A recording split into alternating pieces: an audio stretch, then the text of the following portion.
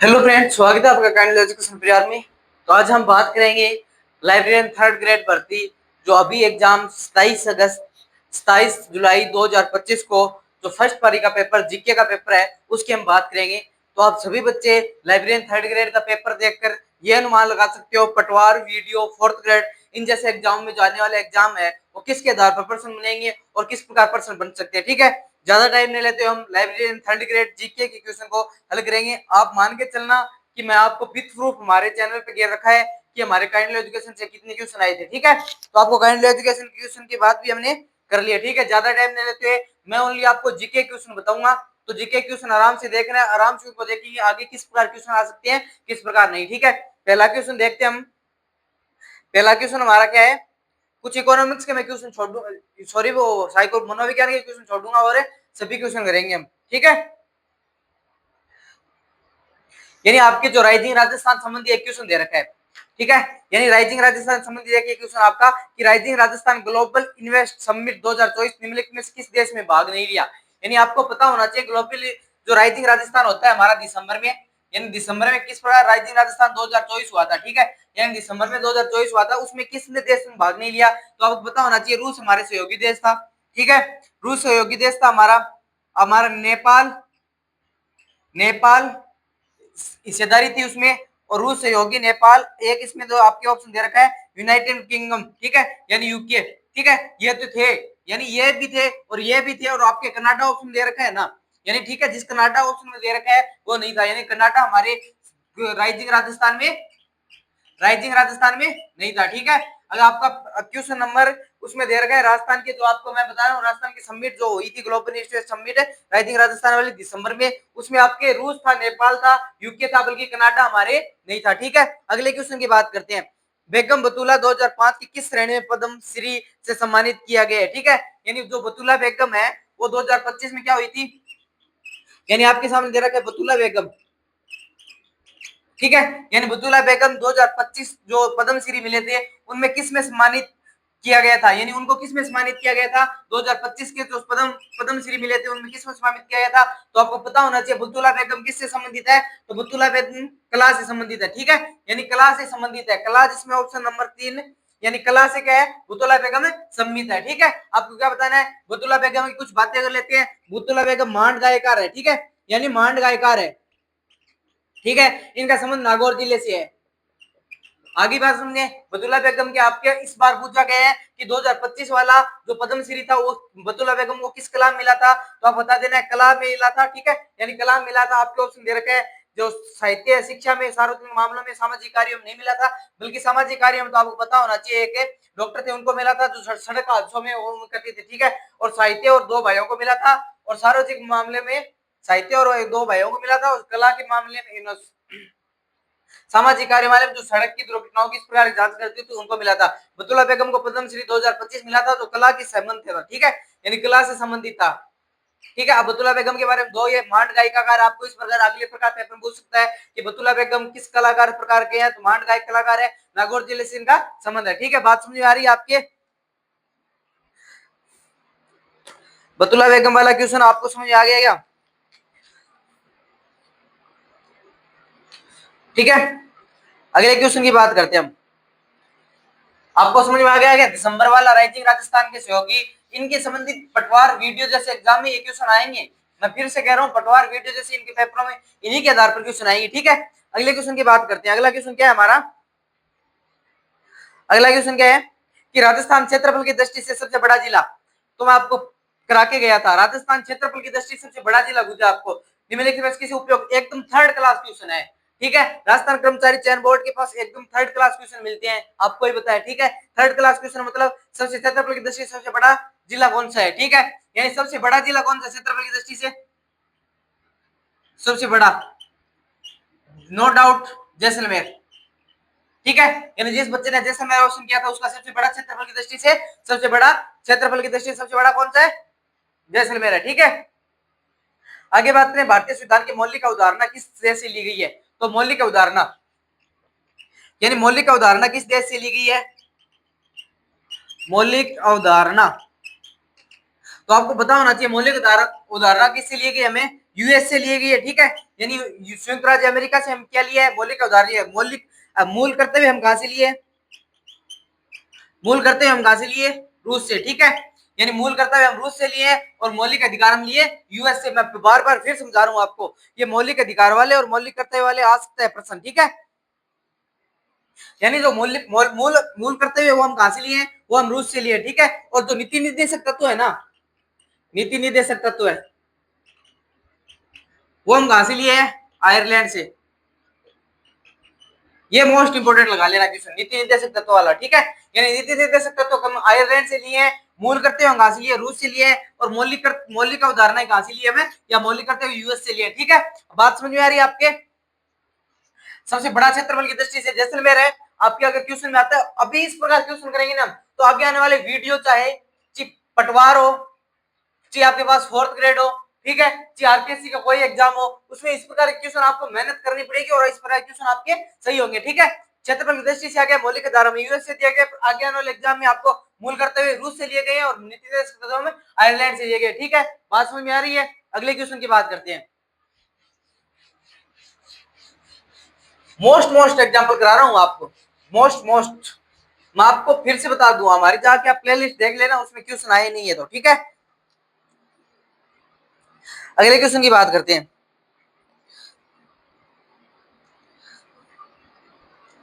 अगला क्वेश्चन क्या है कि राजस्थान में निम्नलिखित में से पारंपरिक नृत्य में कौन सा नृत्य महिलाओं द्वारा सिर पर मटका रखकर किया जाता है। यानी महिलाओं के द्वारा सिर पर मटका रखकर किया जाता है। यानी आपको पता होना चाहिए महिलाओं के द्वारा सिर पर मटका रखकर किस प्रकार का नृत्य किया जाता है, तो बुआई नृत्य किया जाता है, ठीक है। यानी जिस बच्चे ने बुआई का ऑप्शन करके है ना, उसका क्या होगा, राइट होगा। बुआई नृत्य इसलिए किया जाता है, तो आपको पता होना चाहिए कि आप मटकों पे मटके रख के, जैसे हम देखते हैं ना कोई रील वगैरह में उसमें देखते हैं, तो कुछ रील ऐसी मारी आती है जो स्टेज वाला प्रोग्राम होता है, उसमें कम से कम 10-15 मटके रहते हैं और उस पर क्या कांचों पर उन पर चलाया जाता है, ठीक है। उस प्रकार नृत्य क्या होता है, महिलाओं द्वारा होता है, ठीक है, महिलाओं द्वारा होता है। और इसमें क्या होती है, महिलाएं क्या और पुरुष दोनों भी भाग लेते हैं, ठीक है। अगर आपको इस प्रकार पूछे ना, महिलाएं या पुरुष दोनों भाग ले सकते हैं, ठीक है, ले सकते हैं, क्योंकि हम देखते हैं महिलाएं पुरुष दोनों करती है। कौन सा नृत्य, जो सर पे मटका रखकर उसमें क्या पानी वगैरह कुछ भरकर, जो उस पे मटके मटके में मटके मटके पे मटके इस पर मटके इस पर रखे जाते हैं, ठीक है। यानी इस पर मटके रखकर और उस पे यहाँ पे, या मान लीजिए नीचे कोई आपके पास कांच वगैरह होती कोई, ठीक है, या कुछ और कुछ चीज उस पे चलने के लिए इस मटकों का क्या हो जाता है, संतुलन किया जाता है। और संतुलन करने के इस प्रकार के चलने वाले नृत्य, इस प्रकार को जाने वाले नृत्य कौन सा नृत्य है, वही नृत्य है। मोस्ट आगे आने वाले एग्जाम में आपको 100% हेल्प देगा, ठीक है। इसमें कालबेलिया नृत्य दे रखा है। कालबेलिया आपको पता है किस कौन करते हैं, कालबेलिया नृत्य।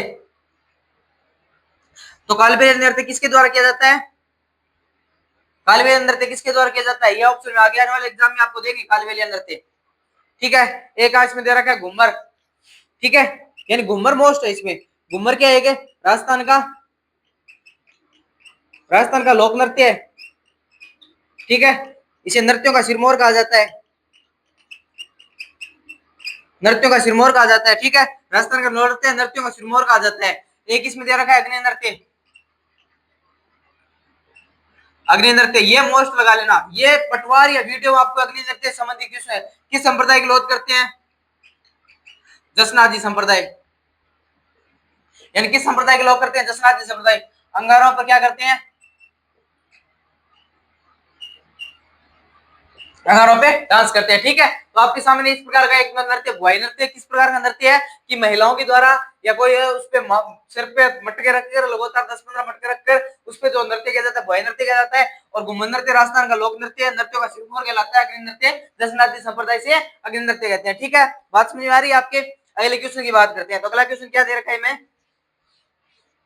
इसमें दे रखा है राम पथ पुस्तिका, राम के पथ पर पुस्तिका लेखक कौन है, तो आपको पता होना चाहिए। राम के पथ पर पुस्तिका लेखक विक्रांत पांडे और नीलेश कुलकर्णी, ठीक है, विक्रांत पांडे और नीलेश कुलकर्णी, ठीक है। अगले क्वेश्चन की बात करते हैं। निम्नलिखित में से कौन सा मंदिर चूहों की माता का मंदिर के नाम से जाना जाता है, तो आपको पता होना चाहिए चूहों की माता का मंदिर का नाम, चूहे की माता का मंदिर का नाम आपको पता है, करनी माता का मंदिर, ठीक है। करनी माता का मंदिर कहां पे पड़ता है, देशनोक, जिला बीकानेर, ठीक है। इसमें चूहों को क्या कहा जाता है, काबा कहा जाता है। सफेद चूहे को दर्शन शुभ माने जाते हैं, सफेद चूहों के दर्शन शुभ माने जाते हैं। बीकानेर के राठौड़ों की कुलदेवी है, ठीक है, चारणों की कुलदेवी है,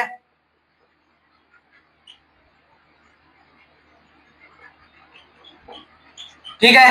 इस प्रकार मारवाड़ राठौड़ों की कुलदेवी नागनी जी माता है। मोस्ट इंपोर्टेंट लगा लेना, ये क्वेश्चन बार बार आपको देखने मिलेंगे, ठीक है। यानी आपको क्या दे रखा है कि सफेद चूहों वाली माता का मंदिर किस नाम से प्रसिद्ध है, तो आपको बता देना करनी माता के नाम से प्रसिद्ध है, ठीक है। जिस बच्चे ने करनी माता के नाम से प्रसिद्ध मंदिर किया उसका नाम सही होगा, ठीक है। अगर आपको आगे पूछे कि करनी माता का मंदिर कहाँ पे पड़ता है, देशनोक के बीकानेर जिला में, ठीक है। इनका उद्देश्य काबा किसे कहा जाता है, तो चूहों को कहा जाता है। सफेद चूहे के दर्शन क्या माने जाते हैं, बढ़िया माने जाते हैं, ठीक है। दूसरी बात करें तो बीकानेर के राठौड़ों की कुलदेवी कौन सी है, करनी माता है। नागनी जी माता राठौड़ मारवाड़ राठौड़ों की कुलदेवी है, ठीक है। इन चारणों की जातों की है कुलदेवी है, ठीक है। इसका मंदिर का स्वरूप वर्तमान में किसने दिया था, तो गंगा सिंह जी ने, ठीक है। यानी गंगा सिंह जी ने क्या दिया था, वर्तमान स्वरूप, यह भी मोस्ट लगा लेना, ठीक है। यानी वर्तमान स्वरूप गंगा सिंह ने क्या दिया था, जो बीकानेर का वर्तमान देशनोक का मंदिर है उसका स्वरूप किसने दिया था, तो गंगा सिंह ने, ठीक है। आगे बात करते हैं,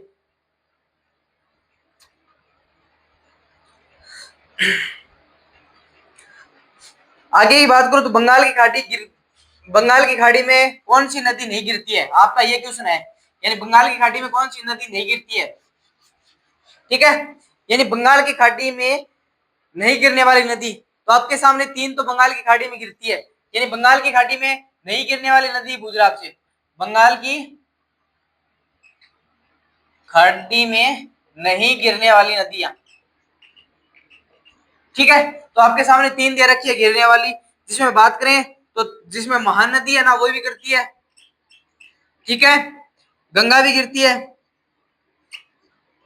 और एक इसमें दे रखी है आपके गोदावरी, ठीक है। नहीं गिरने वाली कौन सी है, तो ताप्ती, ताप्ती नदी, ठीक है। अब मैं फिर से आपको समझा देता हूँ, पटवार में खास करके देख लेना, पटवार वीडियो में यहाँ से क्वेश्चन पक्का आएगा, स्टार लगा लो जी, ठीक है। उसमें आपको क्या पूछ सकते हैं कि बंगाल की खाड़ी में गिरने वाली नदियां, अब बंगाल की खाड़ी में गिरने वाली महानदी की गिर सकती है, ठीक है, गंगा भी गिरती है, गोदावरी गिरती है, ये दोनों तीनों नदियां क्या करती है, गिरती है, ठीक है। यानी गिरती है, ये यहाँ से अब की बार यहाँ से घुमा सकता है, बल्कि ताप्ती नदी देखकर ऑप्शन में क्या करेगा, ये नदी नहीं गिरती है, ठीक है। मोस्ट इंपोर्टेंट लगा लेना, वीडियो एग्जाम, पटवार एग्जाम, ठीक है। यानी आपको उस दिन मैं आपको मिलूंगा, आज हमारी लाइब्रेरी थर्ड ग्रेड में लगभग 20 प्लस क्वेश्चन आए हैं, यानी 20 प्लस क्वेश्चन आए हैं, तो आप मिला के देख लेना, ठीक है, पीछे से वीडियो निकाल लेना, ठीक है। अगला क्वेश्चन की बात करते हैं, 1576 में हल्दी घाटी के युद्ध के दौरान मुगल सेना का नेतृत्व का मुख्य सेनापति कौन था। यानी 1576 में किसका युद्ध होता है, हल्दी घाटी के युद्ध का, उसमें किसकी बात की गई है, हल्दी घाटी युद्ध की उसमें की गई है, उसके जो मुख्य नेतृत्व है ना वो किसने किया था।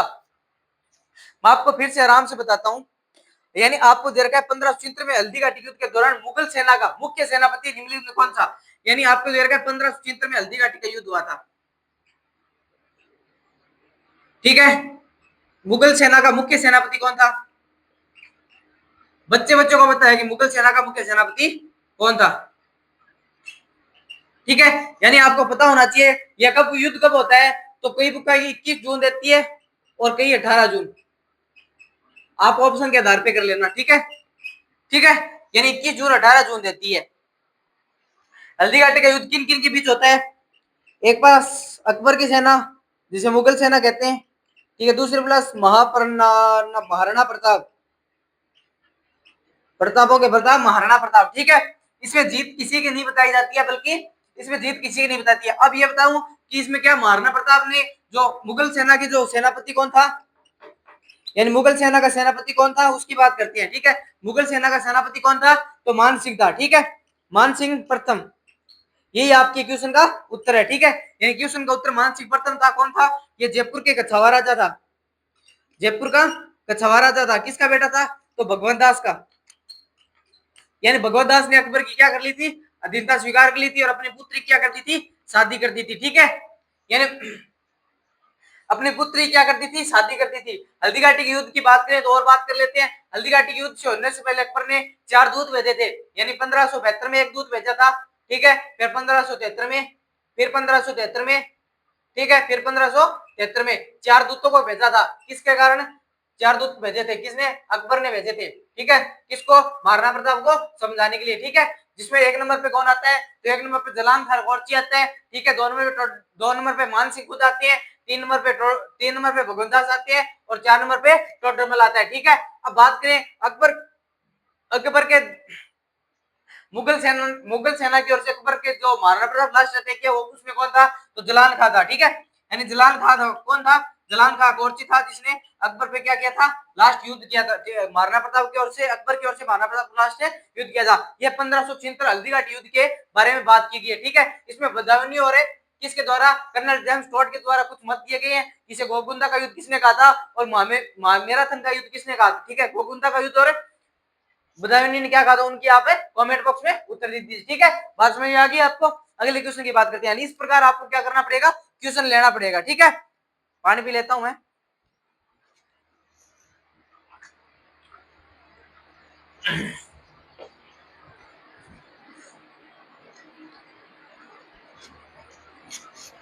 अगले क्वेश्चन की बात करेंगे, यानी इस प्रकार के क्वेश्चन आएंगे आपके। ये क्वेश्चन ऐतिहासिक महत्वपूर्ण घटना वाला टॉपिक है ना आपके, वहां से आ रहे हैं इस प्रकार के क्वेश्चन। तो आप वीडियो 4th ग्रेड और इन 3 एग्जाम को आप ध्यान में रख के चलना। ये इस प्रकार के क्वेश्चन आपको फिर दिखाऊंगा मैं और आपको बताऊंगा कि ये यहाँ से क्वेश्चन आ गया, ठीक है।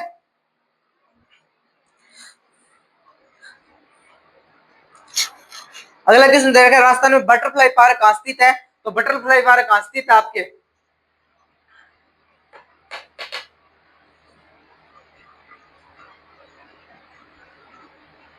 बटरफ्लाई पार्क बांसवाड़ा में, ठीक है, यानी बटरफ्लाई पार्क कहां पे है? बांसवाड़ा में, ठीक है। आगे बात करते हैं, निम्नलिखित में कौन सी नदी दादर घाटी की रिफ्ट घाटी में से होकर बहती है? यानी दादर घाटी की रिफ्ट घाटी होती नदी कौन सी है? तो ताप्ती नदी है ना, यानी वो बंगाल में घाटी से नहीं गिरने वाली नदी, वो भी ताप्ती नदी है, और जो रिफ्ट घाटी से, ठीक है, यानी जो रिफ्ट घाटी से बहती है, यानी रिफ्ट घाटी के द्वारा जो बहती है उसको बात है, ठीक है। आगे क्वेश्चन की बात करते हैं। राजस्थान की सबसे ऊंची चोटी की बात कर रहा है, यानी राजस्थान ज्योग्राफी का यह पूछा क्वेश्चन है कि राजस्थान की सबसे ऊंची चोटी, पर्वत चोटी कौन सी है? तो आपके ऑप्शन दे रखा है, गुरु शिखर दे रखा है, आपके ऑप्शन लीलगढ़ दे रखा है, जरगा दे रखा है, सज्जनगढ़ दे रखा है, ठीक है। यानी राजस्थान की सबसे ऊंची चोटी भुजी है, सबसे ऊंची चोटी पर्वत भुजा, ठीक है। तो आपको जाहिर से पता होना चाहिए पर्वत आबू खंड की ओर से, यानी आबू में आपको पता होना चाहिए कौन सी चोटी सबसे ऊंची है, तो गुरु शिखर इस प्रश्न का उत्तर हो जाएगा, ठीक है। जिस बच्चे ने गुरु शिखर करके है, गुरु शिखर की ऊंचाई 1722 मीटर है, ठीक है, यानी 1722 किलोमीटर है, ठीक है, यानी 1700 गुरु शिखर की ऊंचाई 1722 मीटर है, ठीक है। और आगे बात करें, आपके ऑप्शन में दे रखा है, एक तो दे रखा है लीलगढ़, जरगा, सज्जनगढ़, ये तीनों विराट की है, ठीक है, यानी लीलगढ़ दे रखा है, लीलगढ़, दूसरी जरगा, और एक आपके दे रखी है सज्जनगढ़, सज्जनगढ़, ये तीनों विराट पठार की है, बोराट वाली, सॉरी बोराट की, यानी बोराट में ही है तीनों तीनों चोटियां, ठीक है, यानी तीनों पर्वत बोराट में है। जिसमें आप बात करें तो लीलगढ़ की ऊंचाई कितनी मानी जाती है?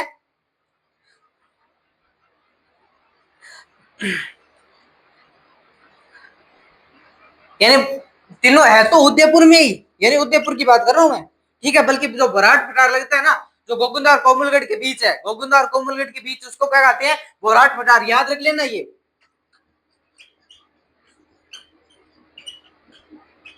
ये भी क्वेश्चन आ सकता है, ठीक है, मोस्ट इंपोर्टेंट लगा लेना, ये इसको बोराट पठार कहते हैं, ठीक है। अब लीलगढ़ की ऊंचाई आपको पता कितनी है? लीलगढ़ की ऊंचाई की बात करें तो 874 किलोमीटर है, 874 मीटर है, सॉरी किलोमीटर याद रहे मैं तो। फिर बात करें जरगा की तो 1421 है, सज्जनगढ़ की 930 है, ठीक है, यानी जरगा की 1431 है और सज्जनगढ़ की 930 है, ठीक है। यानी इस प्रकार से हमारे गुरु शिखर की सबसे ऊंची लंबी पर्वत श्रृंखला है जो कहां पे है? आबू में है, आबू सिरोही में है, जो 1722 किलोमीटर है, ठीक है। बोराट का पठार के बारे में आपको बता दी गई है। अगले क्वेश्चन की बात करते हैं।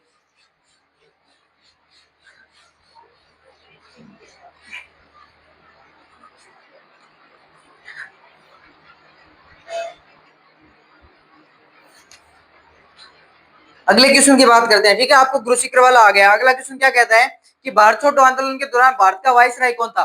मोस्ट इंपोर्टेंट है, पटवार के लिए तो एकदम इंपोर्टेंट सवाल है। यानी जब भारत छोड़ो आंदोलन कब हुआ था, ये याद रखो पहले तो।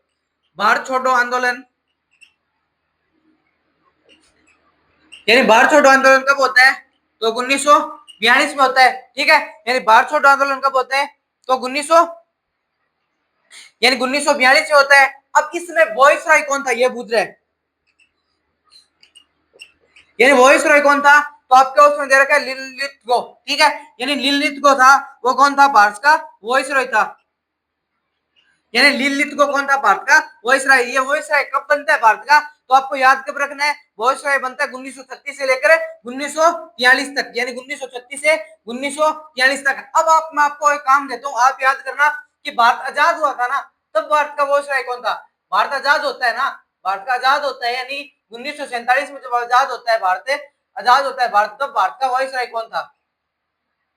ये मोस्ट इंपोर्टेंट लगाने हैं, पटवार एग्जाम में यहाँ से सुना सकते हैं कि जब भारत आजाद हुआ था ना, आजाद, तब भारत का वॉइस रॉय कौन था 1947 में, ठीक है। ये आप कमेंट बॉक्स में लिख देना कौन था, ठीक है।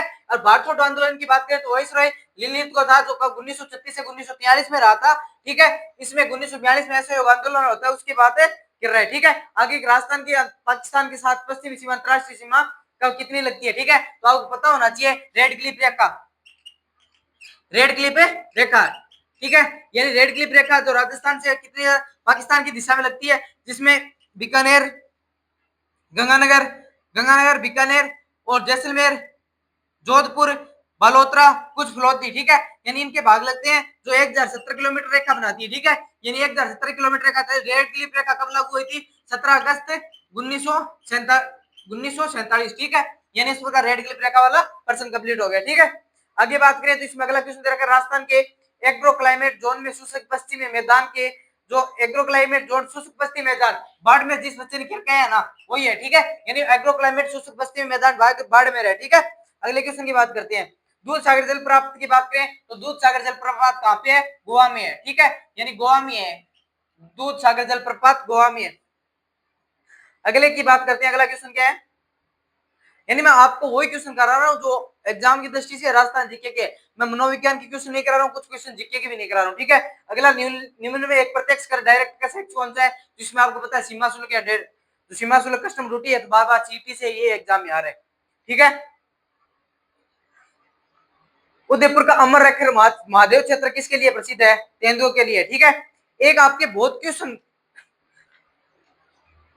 यानी लाइब्रेरियन वालों के लिए सबसे टफ क्वेश्चन है ये, लाइब्रेरियन वालों के लिए, जो लाइब्रेरियन की भर्ती है राजस्थान कर्मचारी चयन बोर्ड द्वारा, उसका सबसे टफ क्वेश्चन बता रहा हूं आपको, यानी आप देखते जाना, आपके सामने क्वेश्चन लिखूंगा, सबसे कठिन प्रश्न राजस्थान कर्मचारी चयन बोर्ड का,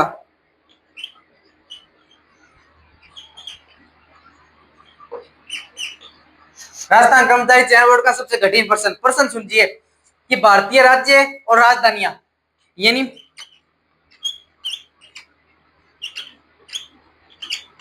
भारतीय राज्य राजधानियां, ठीक है। आपको मिलान करना है इसमें, आंध्र प्रदेश,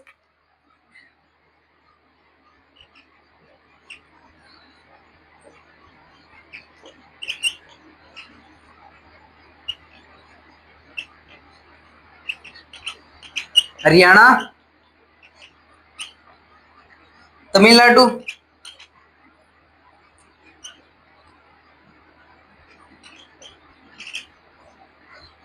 डी में सिक्किम।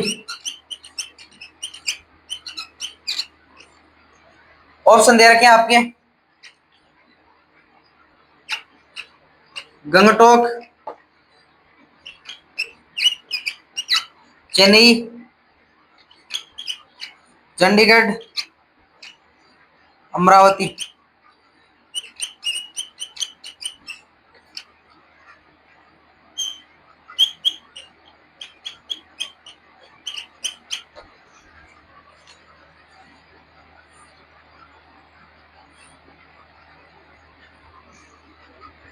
पेपर नंबर लिखता हूं आपके, किस पेपर में है उनकी बात करते हैं।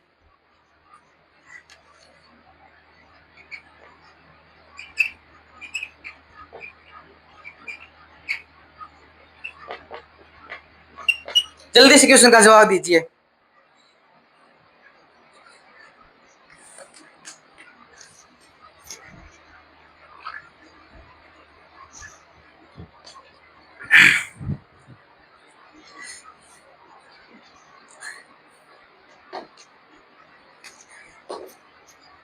यानी राजस्थान कर्मचारी चयन का बोर्ड का पेपर आया था लाइब्रेरी थर्ड ग्रेड का, ठीक है। उस थर्ड ग्रेड के पेपर में सबसे कठिन प्रश्न कौन सा आया था वो देख लीजिए। यानी जो बच्चा लाइब्रेरियन थर्ड ग्रेड की भर्ती के पेपर दे गया था उसका सबसे कठिन प्रश्न कौन सा लगा था, राजस्थान कर्मचारी चयन बोर्ड द्वारा, वो प्रश्न देखते हैं, आज उत्तर करते हैं इसका, ठीक है। यानी राजस्थान की कर्मचारी चयन बोर्ड द्वारा सबसे कठिन प्रश्न, ठीक है। राजस्थान में भारतीय राज्य दे रखे थे और राजधानी दे रखे थे, अब देखते जाना। उसने आंध्र प्रदेश की राजधानी पूछी है, आपको हरियाणा की राजधानी पूछी है, तमिलनाडु की और सिक्किम की राजधानी पूछी है, ठीक है। आपके सामने ऑप्शन दे रखी है, ठीक है, आपको ऑप्शन में मिलाना है। हम बात करते हैं कौन कौन सी ऑप्शन में कौन कौन सी राजधानी है, आप बता दीजिए। आपके लिए कमेंट बॉक्स में इसका उत्तर दीजिए, ठीक है। यानी इसका कमेंट बॉक्स में आपको उत्तर देना है। सबसे कठिन प्रश्न है लाइब्रेरियन थर्ड ग्रेड राजस्थान कर्मचारी चयन बोर्ड द्वारा भर्ती एग्जाम 27/7/2025 को किया गया था, उसको उत्तर दीजिए, सबसे कठिन प्रश्न है, ठीक है। कमेंट बॉक्स में उत्तर दीजिए इसका। वैसे मैं आपको उत्तर इसका बता देता हूं, ठीक है। हरियाणा की राजधानी हम बताते हैं तो चंडीगढ़ है, ठीक है। यानी हरियाणा की राजधानी कौन सी है, तो चंडीगढ़ है। यानी हरियाणा की राजधानी आपको पता होना चाहिए कौन सी राजधानी है, तो चंडीगढ़ राजधानी किसकी, हरियाणा की, ठीक है। यानी बी में आपका मिल गया 3। आगे इसमें दे रखा है आंध्र प्रदेश की कौन सी राजधानी है, गंगटोक किसकी है, तो गंगटोक आपको पता है सिक्किम की राजधानी है, ठीक है। यार गंगटोक किसकी राजधानी है, तो सिक्किम की है।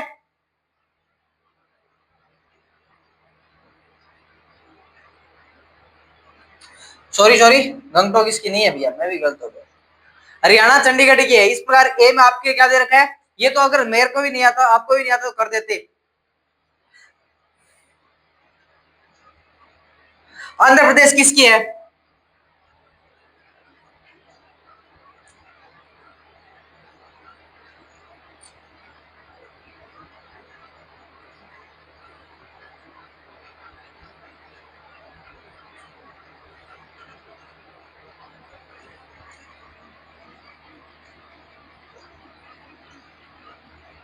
ये हो गया और ये हो गया, ठीक है। यानी इस प्रकार से आपको करके आना है, ठीक है। यानी इसमें तो दूसरा ऑप्शन हो जाएगा, वो हो जाएगा।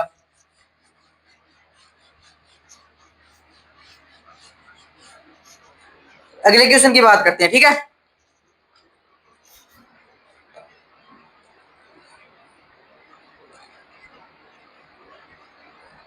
अगला प्रश्न है 30वीं पूर्वी के पहाड़ी, जिसमें आपको मैं बता देता हूँ, फिर से कह देता हूँ। हरियाणा की राजधानी आपको चंडीगढ़ पता होना चाहिए, ठीक है। हरियाणा की राजधानी कौन सी है, चंडीगढ़ है, ठीक है।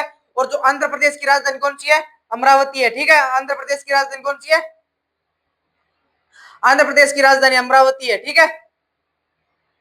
और सिक्किम की राजधानी गंगटोक है और तमिलनाडु की राजधानी चेन्नई है, ठीक है। यानी इस प्रकार क्या हो जाएगा यानी आपको अगर आपको ये पूछे ना कि आपको ये क्वेश्चन इस कारण दिया गया है, तो आप मान लीजिए कंफ्यूज करने के लिए दिया गया है, ठीक है। यानी कंफ्यूज करने के लिए आपको पूछा गया है कि जो सिक्किम की राजधानी कौन सी है, सिक्किम की राजधानी कौन सी है, ये पूछा गया आपको, ठीक है। तो आपको सिक्किम की राजधानी को कंफ्यूज करने के लिए दिया गया है। यानी सिक्किम की राजधानी कौन सी है, तो गंगटोक, आपको पता है सिक्किम की राजधानी कौन सी है, गंगटोक है, ठीक है। यानी सिक्किम की राजधानी गंगटोक है और हरियाणा की चंडीगढ़ है। और सिक्किम की राजधानी गंगटोक, हरियाणा की चंडीगढ़, आंध्र प्रदेश की अमरावती और तमिलनाडु की चेन्नई, ठीक है।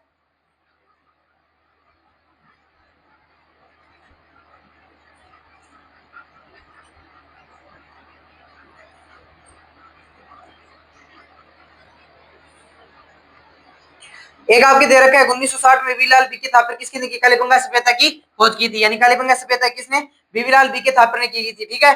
आपको कमरे के तापमान ठोस द्रव्य किसमें, पारा में किया जाता है। यानी इस प्रकार से ये क्वेश्चन यहाँ तक लगभग मुझे बढ़िया लगे हैं, ठीक है।